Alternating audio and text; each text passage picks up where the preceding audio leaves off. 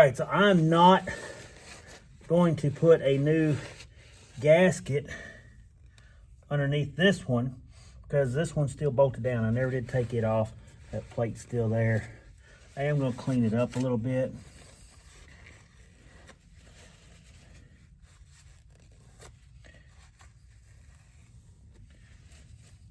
Got one O-ring still in there. Get rid of that. We'll clean it just a little bit. Make sure our O-ring's gonna sit down in there good.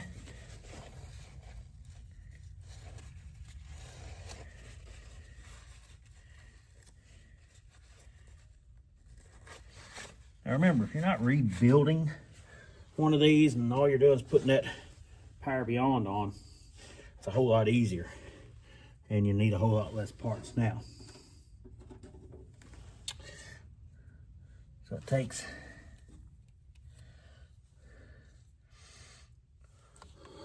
one K623 588 if you're going through Case IH, and then 5 272 142s on each one for the small ones. So we'll put all these in. I don't know why they had them all wired up like this, but they did.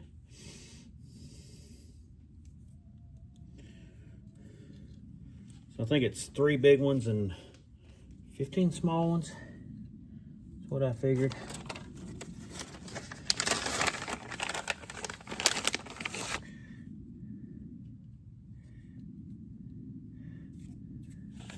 Let me wipe a few more things off here. We'll set the first one on. It's kind of a pain to get these on.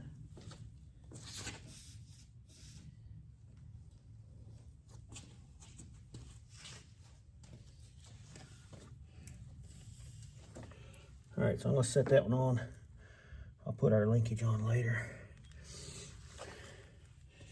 I'm gonna stick a couple bolts in here just to see that we're lined up.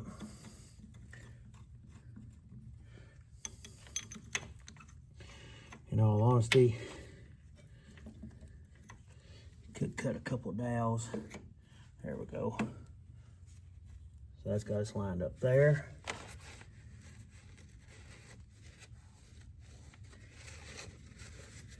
Still got an O-ring in there.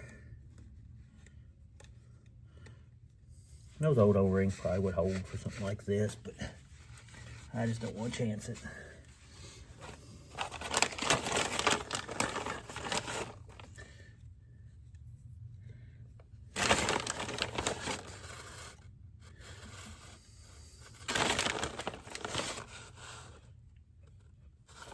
All right.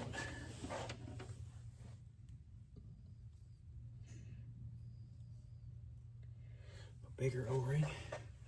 Now, pull these out.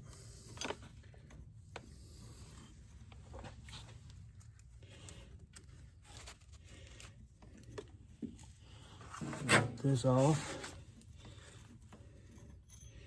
We'll set our second valve on, and I got a feeling this is where it's going to get a little bit touchy. Because I left the hoses on, they're probably going to get in the way a little bit. Kind of what I figured.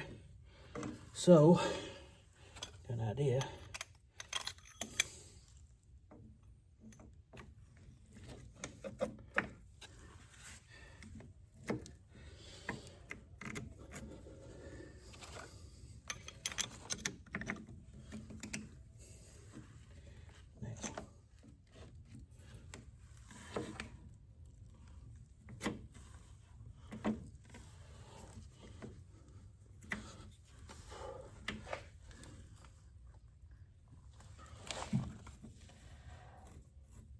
I think dowels would have been a lot better in retrospect. That one's in. That one moved just a little bit one way or the other.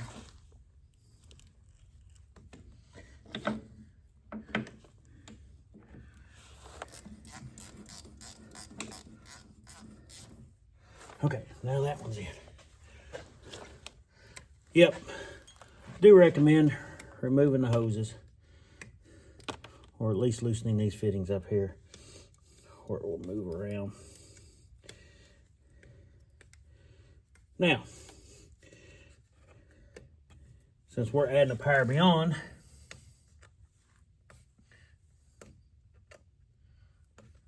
that's what goes on next.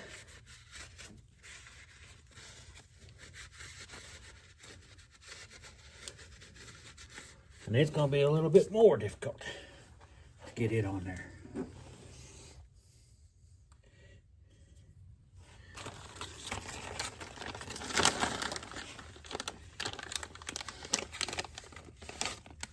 All right. Hose is off. High recommendation for doing this job.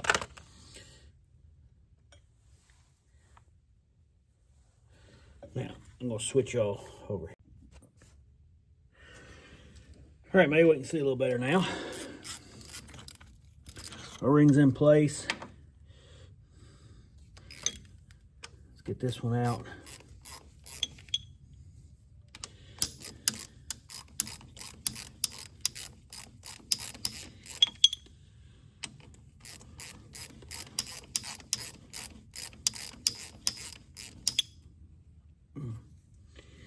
Then we got to figure out which bolts will end up going where.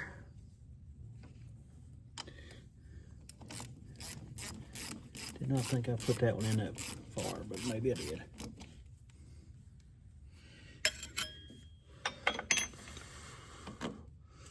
Okay. Should have our 2 shorts, 3 longest, like that. Now, this is going to be a problem here. I'm going to take these fittings off,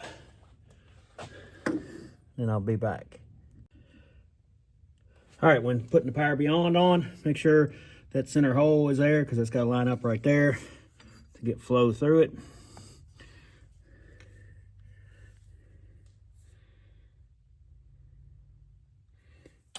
I can get the line up just right.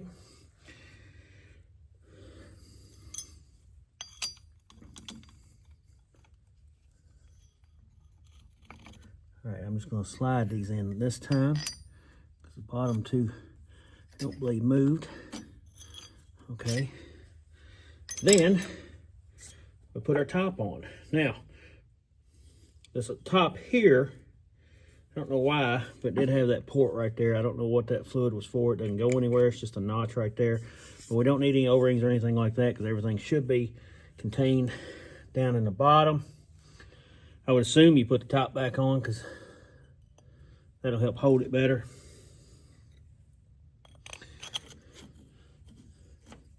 Book doesn't really say.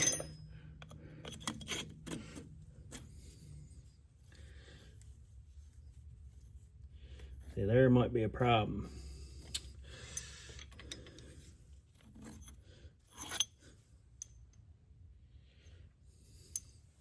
Let's see if we can get some more to line up. Uh-oh. I measured all this out. I may have measured wrong. Thought I measured right. I just added 1.25 inches.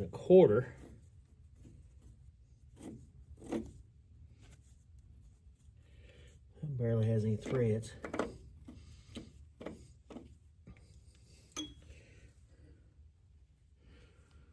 Let me do a little research. Okay, so I did measure correctly. I used a welding rod here to see. So that back hole right there, it comes out to about 7 and almost 3/4.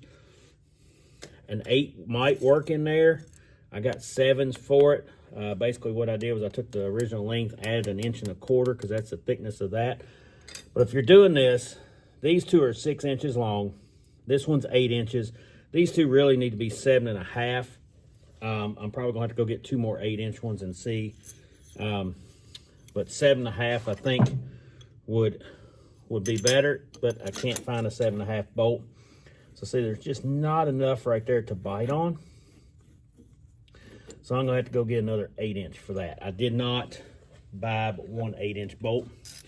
So I'm gonna run all these down with that one in there, and then we'll have to make a trip to the store, get an 8-inch bolt and stick in there. But we can go on and tidy everything up. This is something I don't like. As you can see here, instead of having those two Power Beyonds come straight back out, they come off to an angle here, and so putting my couplers in is going to be a pain. So I'm going to have to change all these hoses once I get this bolted down. So let me bolt it down, and then we'll see about changing hoses. All right, a couple of words of advice from someone who didn't quite do it the best way. Number one, take the hoses off before you remove these remotes. Number two, when I said I'll put that clip back on there, you got one clip here, you got a clip there, and I said, hey, I'll put that back on. When I put it on there, don't do that. Do it while you got off on the bench. Now, this one's not leaking, but you can hear it doesn't click like this other one. See how that one's clicking? So this one's probably got a few issues too, but it wasn't leaking, so I'm not going to mess with it right now. Bolts wise, when I pulled that down, I crushed those O-rings enough, 2 6s, an 8, and 2 7s, and they worked. So if you're going to do this with 2 remotes on there and put a Power Beyond, front 2 are 6-inch bolts. This one and the back one are 7-inch bolts, and then the one up on the rise here, an 8-inch will work. So that worked out great. Now, next thing to do is just get our fittings in there and get our hoses situated, and then get the seat back on it and see if we can start it. I'll add to that, I would go to my local O-ring shop. 90 some dollars was a rip-off. This dust cover, it don't even want to stay in there right. And you've got the seal in there. So that's the only thing I couldn't have got, to be honest with you, at my local place. So don't waste 90 some dollars. Just go down to your local O-ring and seal place and get that. Take them off and take them down there, and they'll get them for you. So these fittings here are pipe thread. I just took them down to my local hydraulic store, and she matched up the size. Now, the reason why those come off at an angle is because your rock shaft arms right here, when your lift arms come up, they would hit.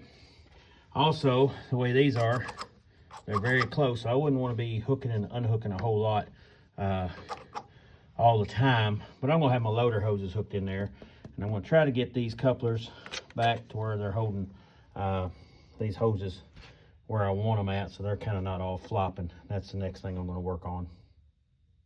Well, folks, I hooked her up. She works good, but we got a little problem here. This right here, seat's not going to go on there very good. So my seat wouldn't clear when I had that coming out, so I had to put a 45 on there to give me some room for clearance. Had a leak. I redid these, retaped them.